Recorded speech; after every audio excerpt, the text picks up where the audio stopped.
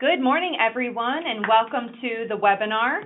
Today we're joined by Chris Fischesser at Cincinnati Web Tech, and he's going to walk us through search engine optimization, what that means, and how it will help you increase traffic to your website.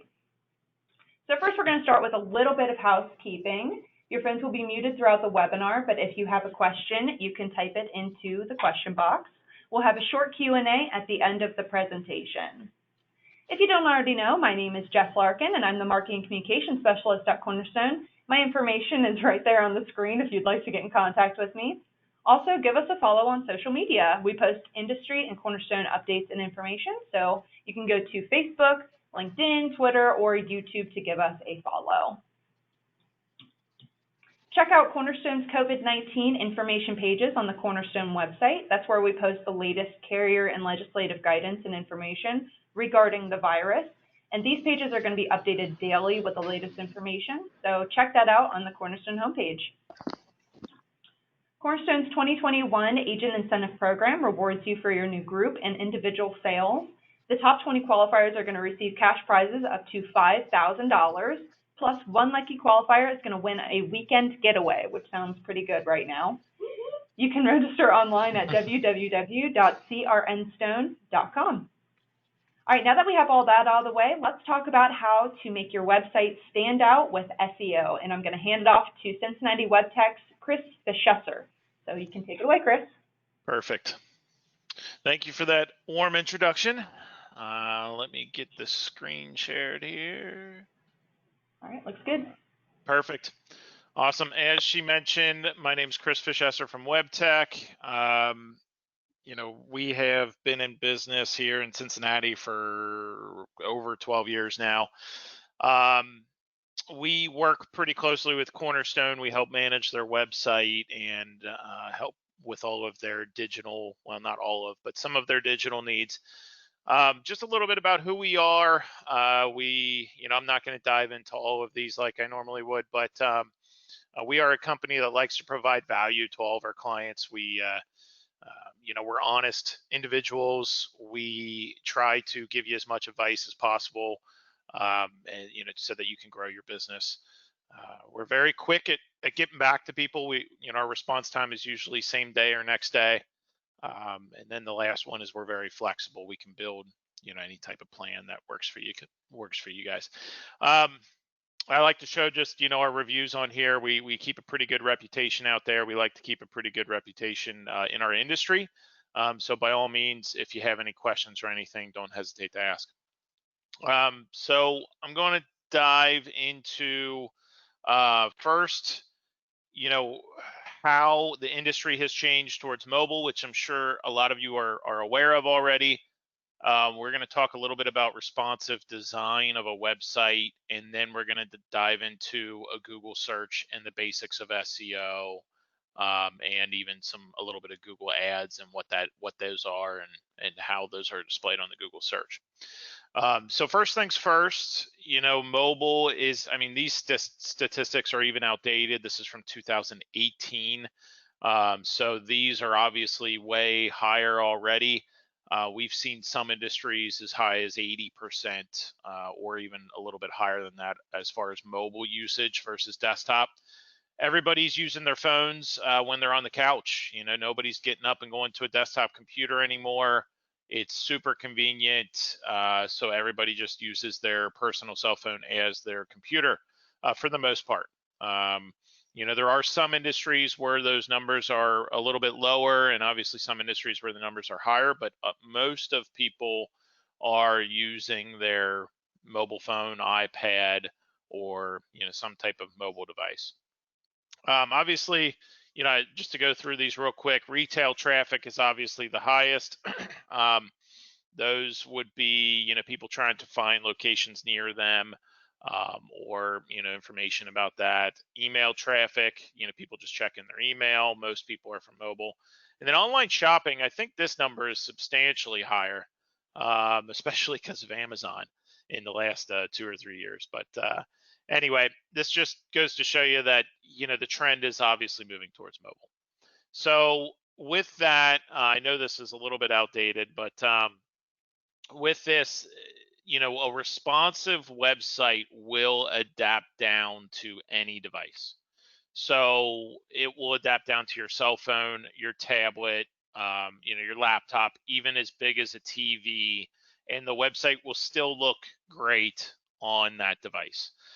So Google actually, for SEO, we'll dive into SEO a little bit more here in just a little bit, but for SEO purposes, when a website adapts down to the mobile device, they view that as a plus because it's very readable, loads usually quicker. There's a lot of benefits there for the responsive design for SEO, but most importantly, it's usability. Somebody does not have to zoom in, zoom out. Buttons are much bigger on cell phones. And that's when somebody says they have a responsive website, that's what that means.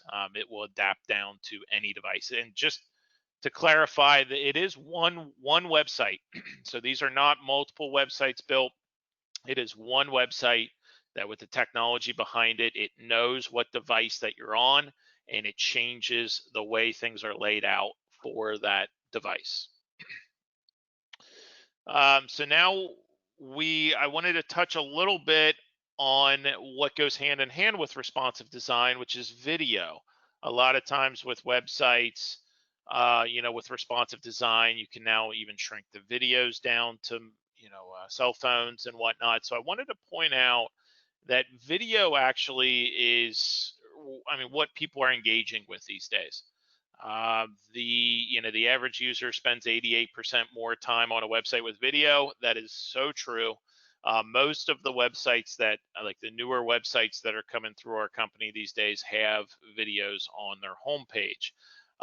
It's a lot better than reading content. It's a lot better than even looking at images.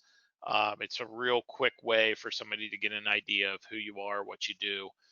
There are even websites where you don't necessarily have to have a video with sound. So think of, for example, we have one client who is they do graphic design, and so it's like a background video where somebody is panning through their office as people are working on their Mac computers doing graphic design. So in the background, that video is playing, and you already get an idea of who they are and what they do, just by seeing 5 seconds of that video. So video has a lot of power these days, even in the service industries. Anytime, we have a landscaper that they went out and did a drone shot of them working on a property. Time lapses are really neat to see these days. So there's a lot of power to videos and on websites.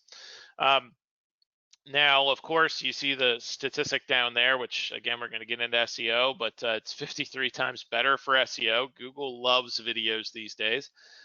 So it definitely helps with Google. And of course, conversions, that's important. With a call to action paired with a video, conversions are obviously up a lot higher as well. So just wanted to point that out, and that goes hand in hand with responsive design. So this is a little bit crazy here, but I wanted to kind of showcase what each individual item of website is called, and what the function that it serves is. But we'll start here in this main area here that you see on the responsive design. Let me get a pen here. So this area right here is the area that I was talking about with video and call to actions. That is typically your main focal point of when someone lands on a website. So you can have a slideshow in there. Like I mentioned, you can have video. It's even possible to have like movable elements there based on your mouse movement. That's actually what we have on our website. So if you move your mouse, the items on the actual page move. It's pretty neat. But everything acts independently, and you could do a lot with it. But this, is what you should spend a lot of time on when you are thinking about responsive design and laying things out. But the request quote here, that those are considered call to actions. So you always want a call to action on your website to get people to perform an action that you want them to perform. Maybe it's to get a quote, or to call you even. These are, obviously, whatever you'd like them to do, it should be blatantly obvious here that that's what you want them to do.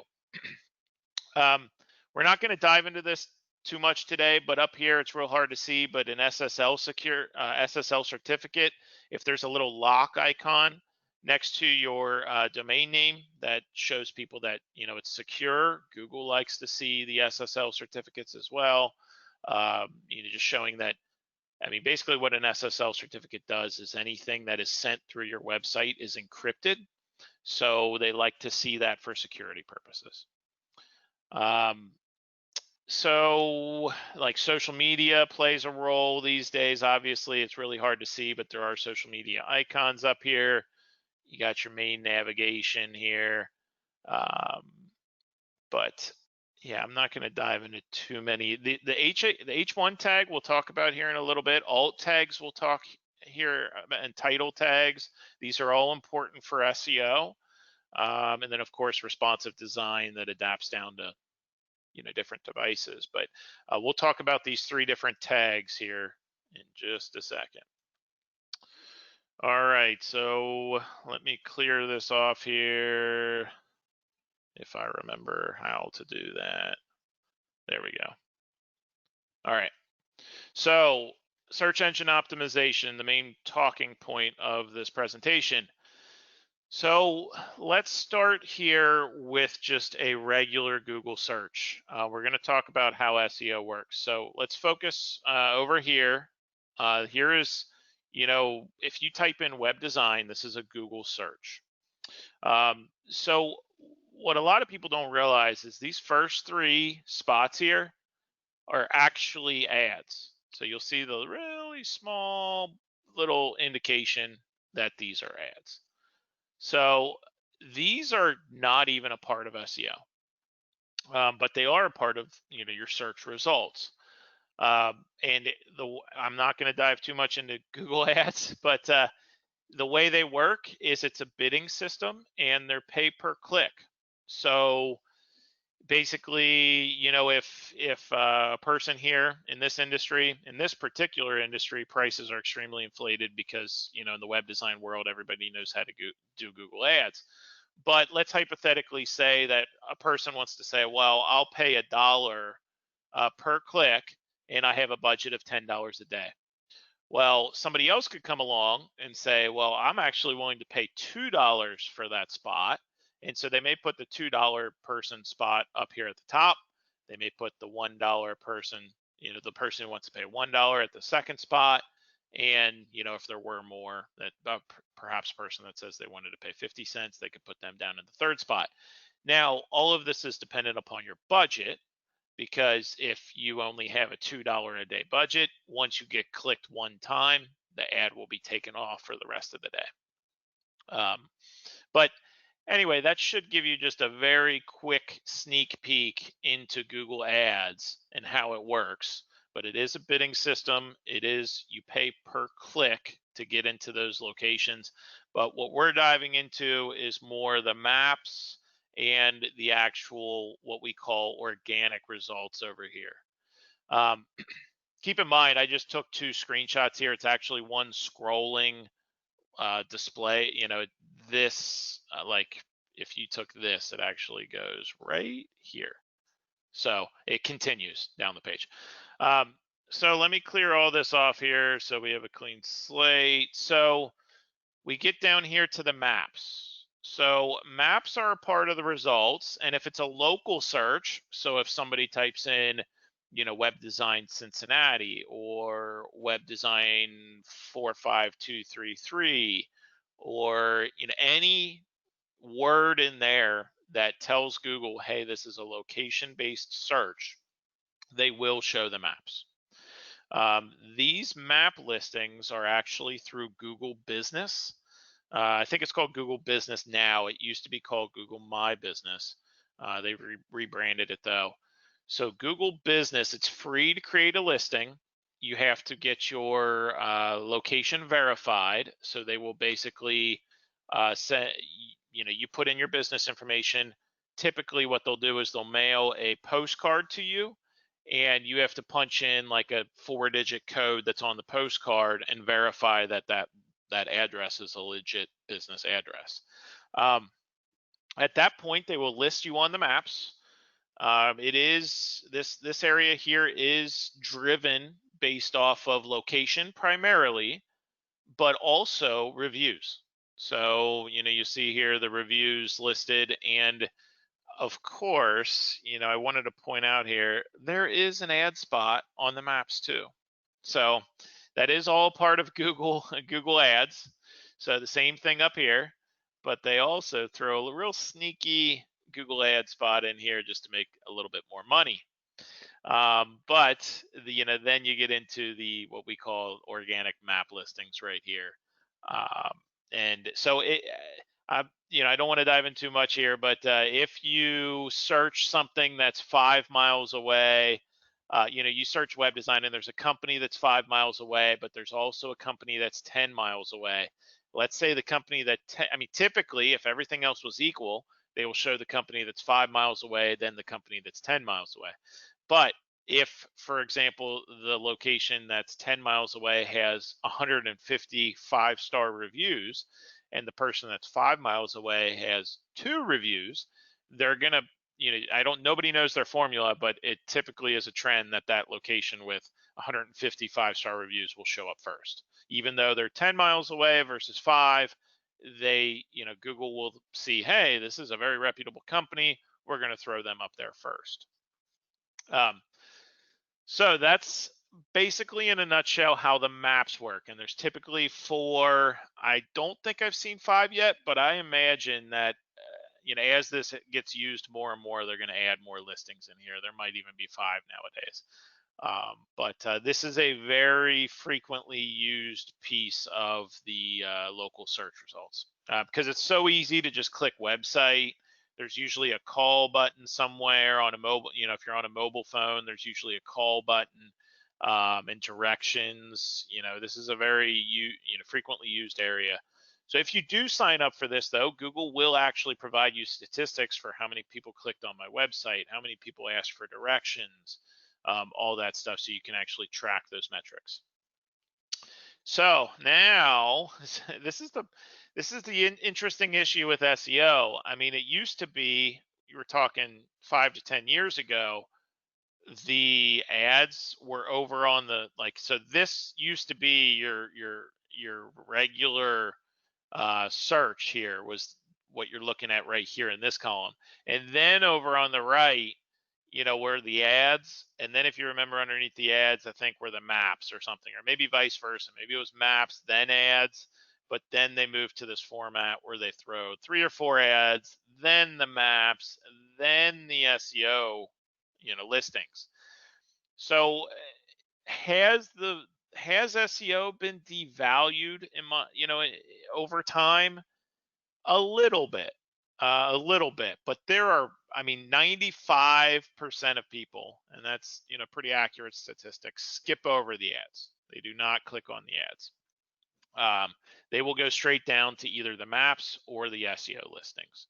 Do the ads still get clicked? Obviously, Google's making billions, so they do get clicked, and there's a lot of searches that happen every day. So 5% of people is still a lot.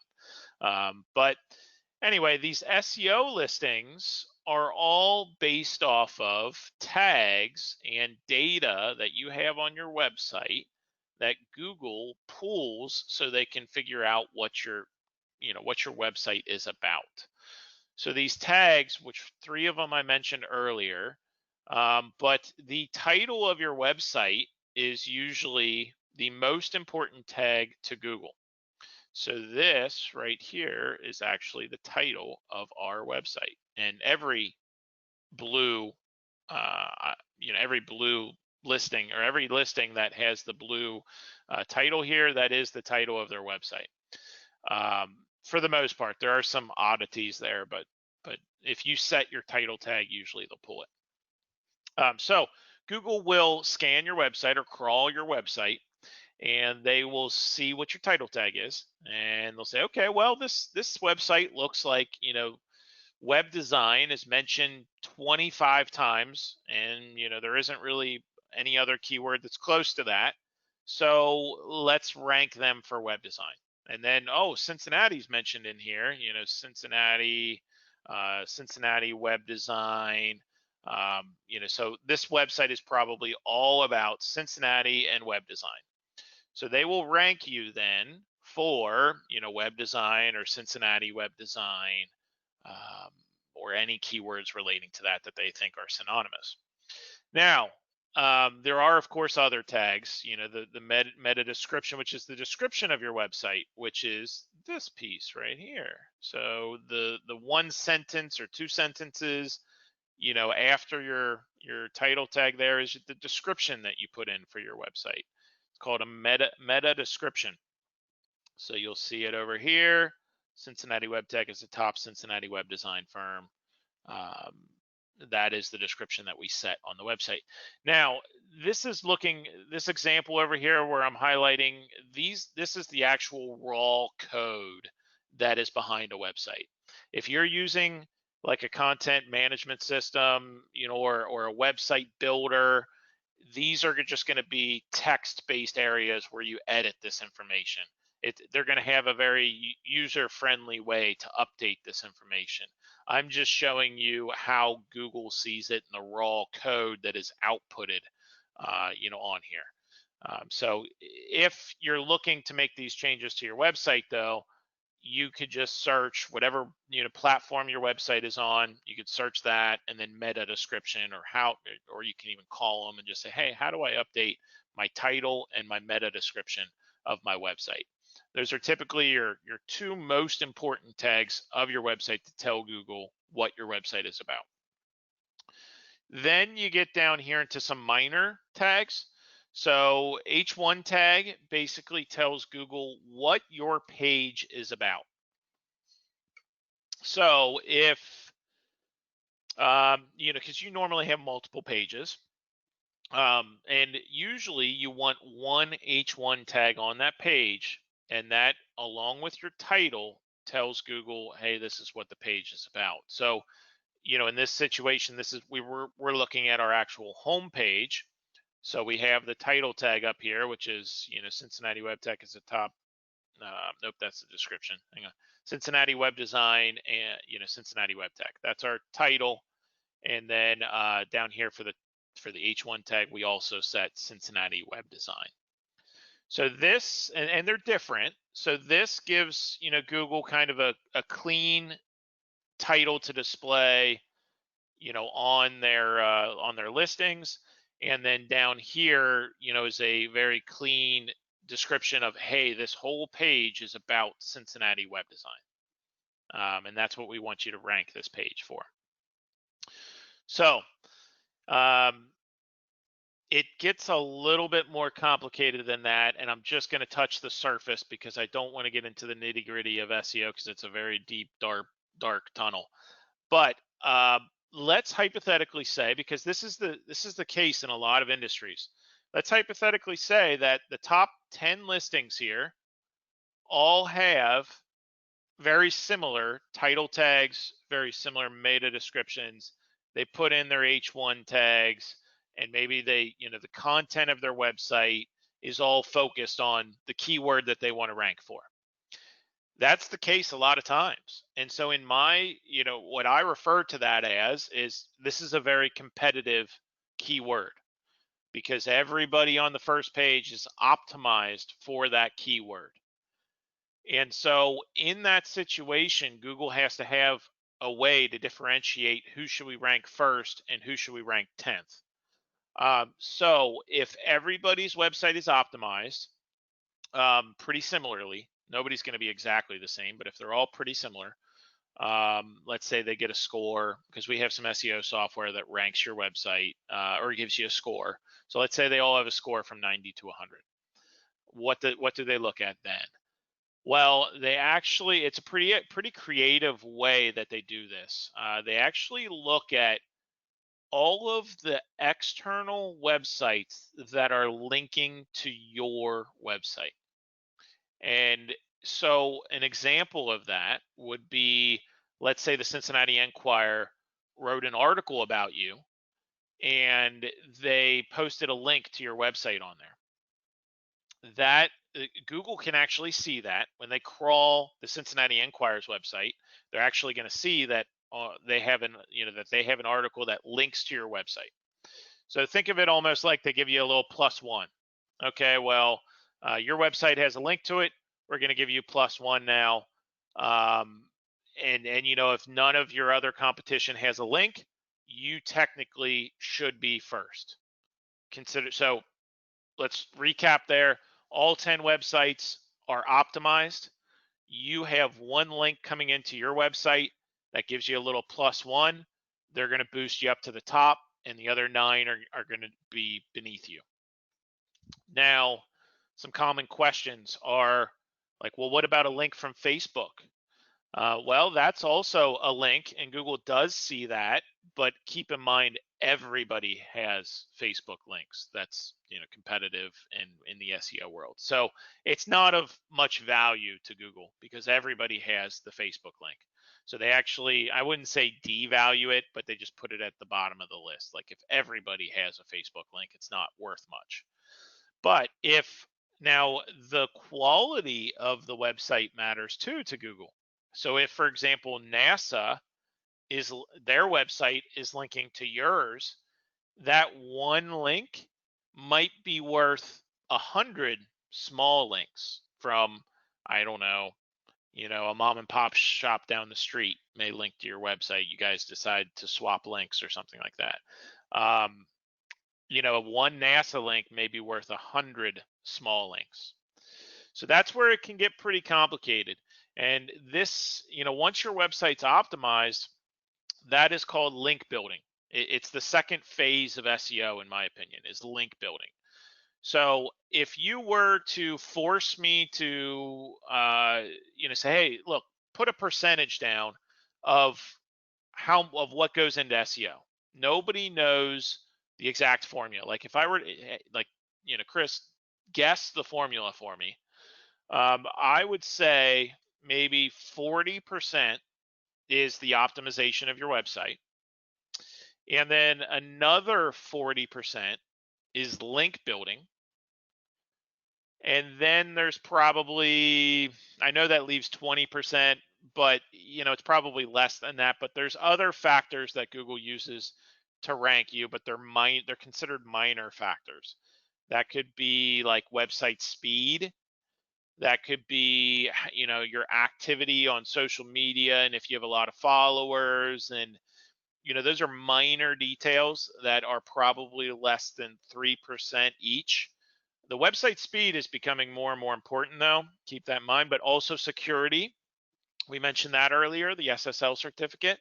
That might be a percent or two that goes into that remaining 20%, but nobody knows that formula, and obviously they don't release it. So 40% optimization, 40% the link building. They analyze the links that are out there, and that's the differentiating factor, in my opinion, in a very competitive industry between who's ranked first and who's ranked third, fifth, and 10th.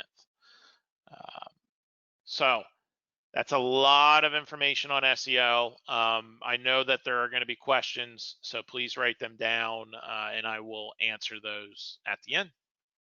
Well, so let's move on here. Let me get rid of my pen. Okay. Wanted to very quickly touch on tracking data on your website, which is Google Analytics. Typically, it's the most popular platform out there to track analytics. It's very important, in our opinion, to track, your progress and how you're doing. We use it on every single website that we build. This is like a dashboard printout here. There are 50 other screens that you can look at with different data, and you can't so much look at. You used to be able to look at what people typed into Google to get to your website. but that became a security issue, and they stopped reporting on that for the most part. So you can't necessarily find that information out. But a lot of this is very useful information, and we use it to compare, are you improving as a business over time? So if, and we like to look year over year. So January of 2019 compared to January 2020, were you guys up? Were you down? Why? What progress are we making? But on Google Analytics, you can actually track goals as well. And they call them goals. But so if your goal is to get people to fill out a quote, this is the really neat aspect of Google Analytics. You can actually, use, and this is where you would need a little bit of help from a web designer maybe, but they give you these codes that you can attach to, let's say, a button. And so every time that button is clicked, it's tracked. So if your goal of the website is for people to fill out the request quote, every time they click that button, that's tracked, and you could then see, well, I had 10 people this month that reached the goal, and then you can look and see, where did they come from? Did they come from Google? Did they come from Facebook? Did they come from an email? Did they come from Google Ads? And you can really then see where your ROI is coming, for example. It'll paint a clear picture of, where your leads are coming from, so you can better spend your money in the future. So that is the very last piece that I wanted to go over today. And I know that was a lot of content for about 30 minutes. So I left a lot of time for Q&A. I figured there would be a lot. So that is where we're at. So I will hand it back over, and we'll go from there. All right, sounds great. Thank you so much, Chris. If you have any questions for Chris, please type them into the chat box to the right, and we'll get to those. I do have a couple of questions for you. Sure. First, let me get my screen up. Can you see my screen? I can. Awesome. Okay. So my first question is, how do I even set, and some of these might be small repeats just to get the information drilled in, but how do I set up my website with Google Analytics, and what specific metrics would you recommend that a beginner pay attention to on Google Analytics if they're trying to make their website more optimized? Perfect. Absolutely. That is a great question. So actually, do you mind throwing the screen over real quick, and I'll yeah. Let's see. There we go. Perfect. And I'll just kind of walk through this stuff. Okay. Can you see the Google Analytics window here? Yeah. Okay. So all I did was went up here to google.com/analytics. It is free. So you just hit start for free. But once you get in there, let's see if I could load.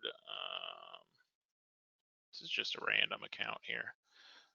But once you're in here, you can see all these different screens here, but there are a lot of things that you can look at to help with optimization for, like this is your desktop usage versus mobile versus tablet. So you can actually see how many people are hitting your website from a desktop, mobile, and tablet. There's actually like a page load speed in here somewhere. So you can actually see, hey, is my website loading quickly? Do I need to, maybe the video's taking up a ton of load time. Maybe we need to, compress it down a little bit to increase the load time.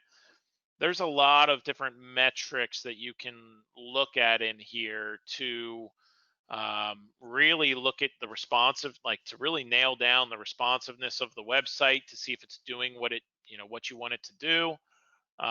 But there, like you could see how long people are spending on your website. Yeah, the duration. Bounce rate is an interesting one. Bounce rate is actually how many people hit your website and do not go to another page on your website and leave. So something, up in the 70-80% range may tell you, hey, like something's wrong here with the home page. Like, why aren't people going to more pages of the website? Or maybe people are getting to your website thinking that you are either somebody else or that you're selling a service that you're not, or something like that. So there's a lot of conclusions that you can come to based on looking at these analytics to really improve your website, to really hone in on SEO and whatnot. Hopefully I answered that question. I got carried away a little bit. Yeah, that was great. So a second question, if I just have 2 pages on my website, so if it's just like a bare bones website, just want to have an about page and a contact us page, what kind of content would you suggest that I include on that website for SEO? So if it's just those 2 pages, if I'm not planning on building it out too much, I just need something to for conversions, what would you recommend? So that's a very tough that's a loaded question, but you definitely want content on there. Like, you want to mention the keywords that you're going for multiple times on that one page. Google, actually, you got to think of the way that Google works too, because Google, they want to provide the best results that they can for people, so that people keep using Google. So if and oftentimes one page, like, Google does not like to see a one page website. Just be I hate to say that, like, they do, but they don't. So the downside of a one page website is there's not a lot of content, right? So Google, wanting to provide the best information for people as possible, I think they're going to favor a website that has 20 pages with information about web design, maybe covering different topics. Maybe they have some blog posts. Maybe they have, as much helpful information for their users as they can. That, keep in mind, this has to be valuable information, because if it's not valuable, nobody's going to go to those pages. And they they prefer multiple pages on websites with content that's valuable over a one page website. Because you could still have valuable content on that one page, but I would say you're much better off going with 15 to 20 pages. But I have a lot of clients who just have one pagers, and if it's not a super competitive industry, it's gonna do just fine. But to answer your question, what kind of content would you throw on there? You definitely, that's tough, because you want to appeal to the people, like, you want to appeal to your visitors, and you want, let's say, video on there, and you want, nice imagery, but you have to have content so Google knows what that page is all about. So in your content, you have to include your keyword multiple times. And I'll touch on the keyword research is important too, because what you think people type into Google may not be what people actually type into Google. So I'll show you one last thing real quick. But if you have a Google Ads account, which I know most of you probably won't, you have to have a paid account, and Google will open up their research tool to you. So I'm just going to go into our account here and then go to, they have this keyword planner tool. And this is really neat, because you can type in here like web design or Cincinnati web design, and you can actually see all of their data for how often keywords are searched. And this is on a monthly basis. So this is set to the United States, but you can actually drill down as far as you want, to city, to zip codes, whatever you want. You can see web design is searched 60,500 times in the US per month. And where this is important is, if you think somebody's typing something in, you may come in here and find out that actually there's not a lot of people that are searching that. I was wrong. And I should be maybe focusing on responsive design down here or something like that. So then I will, base my whole website off of this responsive design keyword instead of web design. Or here's another thought process. Maybe web design is way too competitive. Maybe there's 50 web design shops here in Cincinnati, and I don't want to compete with that. So maybe I can come in here and say, well, actually, they actually website design and web design are synonymous, so they actually show the same exact results there. But let's say web page design, 5,400 searches, that's definitely less competitive. I may want to target this one and just try to, fill a niche here and target that keyword because I'm never going to compete with the web design one. That's worked for a lot of clients of ours as well, where they understand that they're not the biggest and the best, but maybe they could find some niche keywords and focus their website and their one page, to get back to your point, the one page they'll focus on this niche keyword, and so that they can try to capture traffic from those searches and rank well for that. So those are the kind of words that they would want to include in their H1 tag. So like at the very top of their website, they would want to include something like, health insurance, somewhere in that title. Absolutely. Absolutely. The title tag, the description, don't think that, don't spam the keyword, but using it in multiple areas, the same exact keyword, is perfectly fine.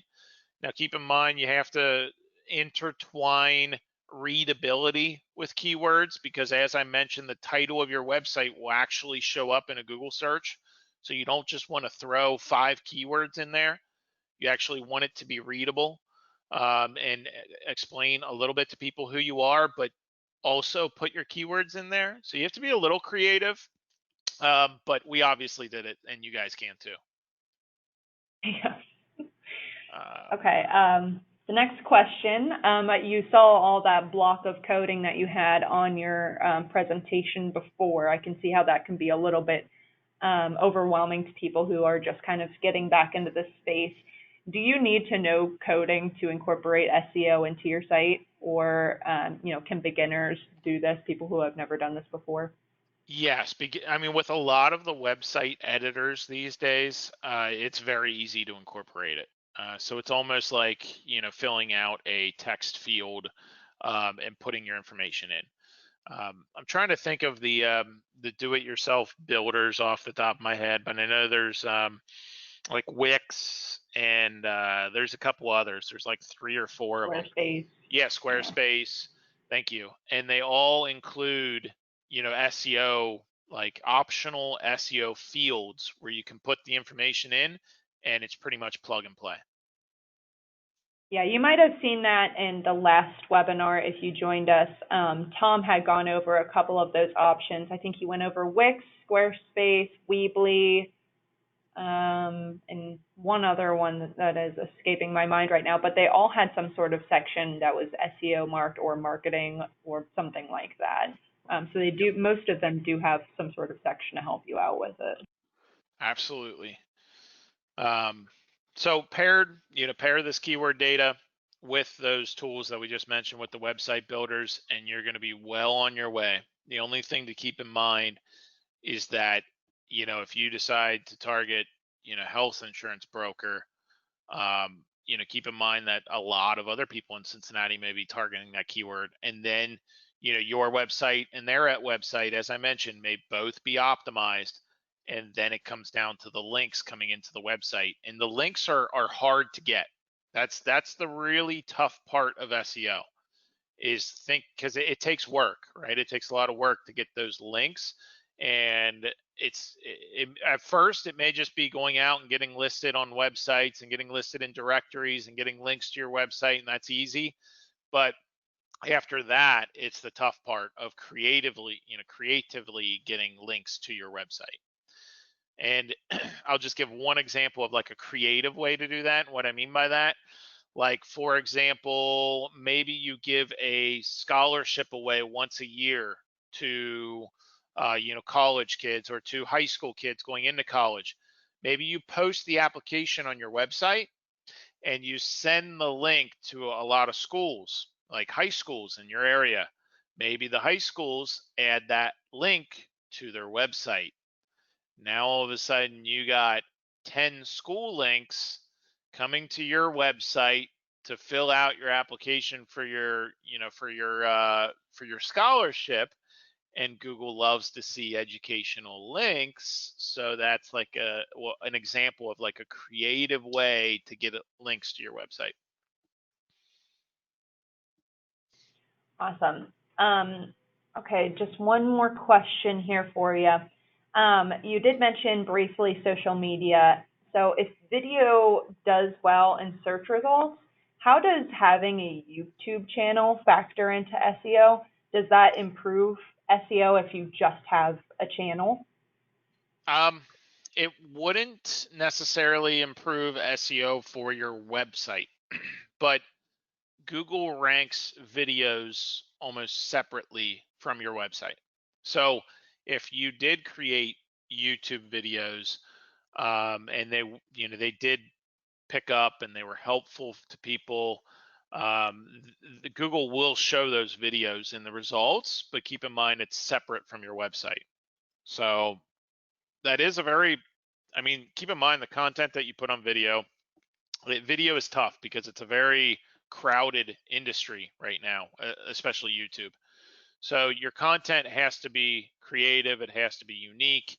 It doesn't have to be unique, but it has to be valuable to people and valuable to Google as well. They need to know that, hey, the content of this video is going to be valuable to the people who are searching it. So they'll show the results. So um, it's a little tough, I would say, to rank if it's a competitive industry. If it's not competitive, absolutely, you have the green light, produce as much content as you can. You're going to crush the search engines. But in a competitive industry where there's a lot of people who've already done it, you have to think like, okay, I'm competing with these people. Can I be better? Or, can I provide something that's a little bit of a niche, as I mentioned with niche keywords? Maybe you specialize in something that not many other people do, and then you can produce all the content for that niche area. And that would be, very beneficial in my opinion. And if you are interested in learning more about YouTube, we actually did a webinar last year, which you can find on the Resource Center, that kind of goes through exactly what it means to have a YouTube channel, how to load videos, how to edit videos, and stuff like that. So you can check that out on the Resource Center. And we did get another question here. What if your website is an acronym? Can you add the description of your business or trade name as the title tag instead of the actual name of the website? Say that one more. So the business, what was the acronym? So the business, or I guess the website that they're using, they use an acronym for the website. Um, can you add the description of your business or the trade name as the title tag instead of the actual name of the website? So I guess if it was Cornerstone, maybe it was CSTN, you know what I mean, Yeah. instead of Yep. Cornerstone. Yep. So the only limitation you can put whatever you want in the title tag. The limitation is the amount of characters. They cut you off. Which, let me see if I can provide an example here. So yeah, see how it has ...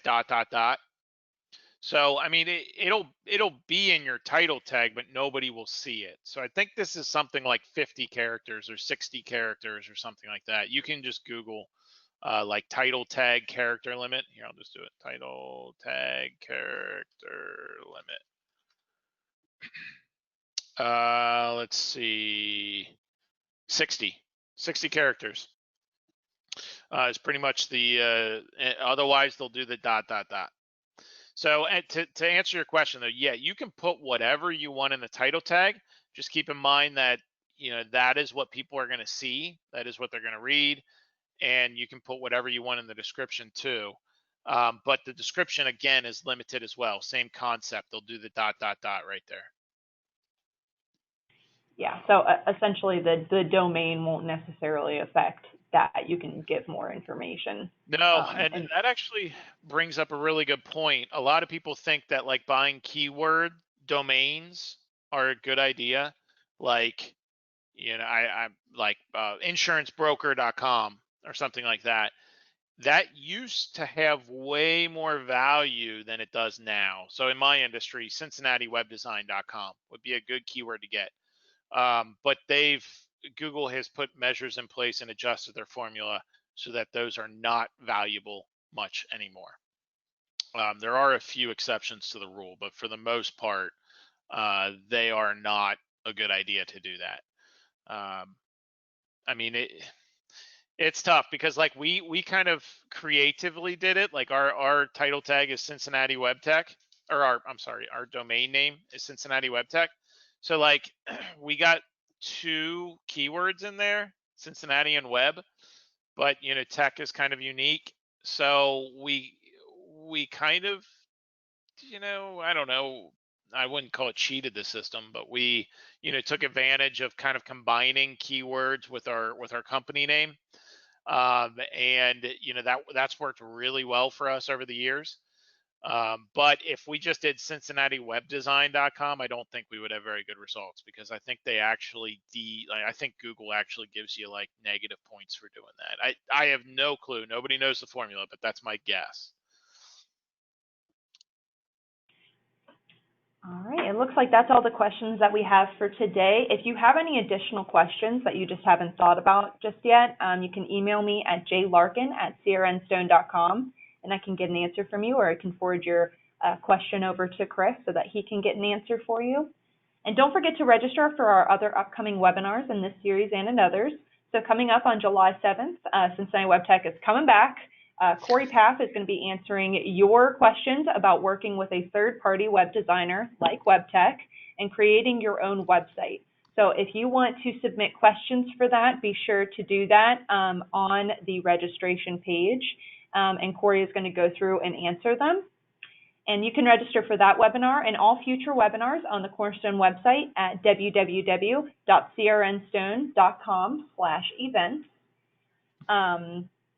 And thank you all for joining us today. Thank you so much to Chris.